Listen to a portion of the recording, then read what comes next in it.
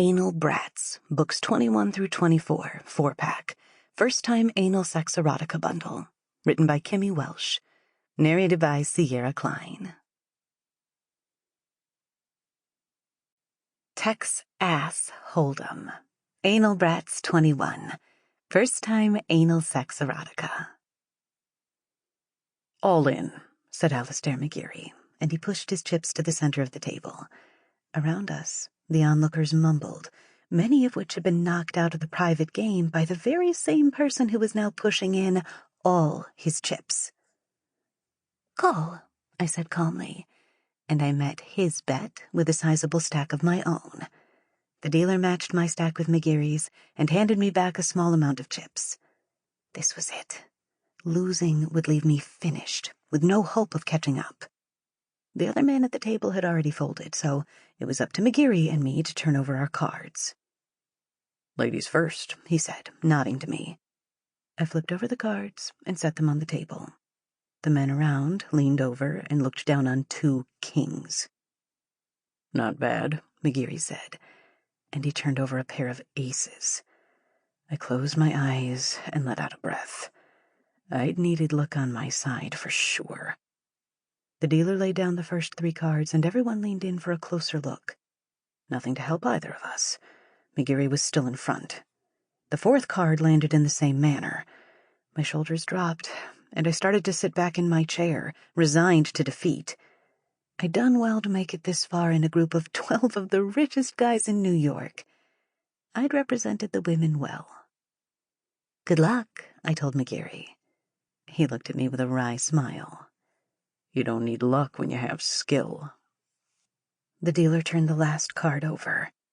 I didn't look to it.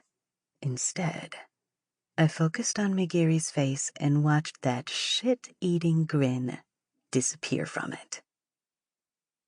"King of clubs," the dealer announced.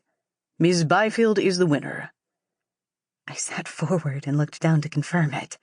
McGeary had thrown his cards into the middle of the table and was letting out a stream of curses.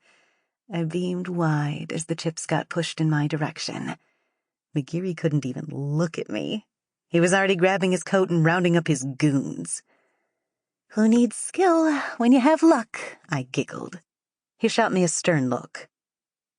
"I'll win it all back and more if you have the guts to turn up here again." "I do," I smiled. He let out a grunt and made for the exit, with 2 of his cronies in tow. The remaining guys moved in closer for the head-to-head. It was just me and Mr. Charles, but I had a sizable stack. I fancied my chances, even if it was against one of the best poker players to ever grace these tables. $2 million. I thought of all the things I could buy. "Are we ready to continue?" the dealer said. "Unless Miss Byfield would like to make a deal," Mr. Charles offered. I thought long and hard. I could get a lot for $1 million, too. "What kind of deal?" I probed. "We can hash that out once you accept." "Why should I accept when I don't know the terms?" "They will be favorable," he said. "I'd accept," came a comment from the small audience. "Best chance you've got." I pursed my lip and looked to the guy. "Remind me when you went out again." His eyes shifted away. He was one of the first to be beat.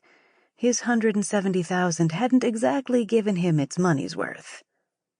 "Leave us," I said, waving a hand. There were murmurings. "Can she do that?" one person asked. "The format said nothing about an audience," the dealer said.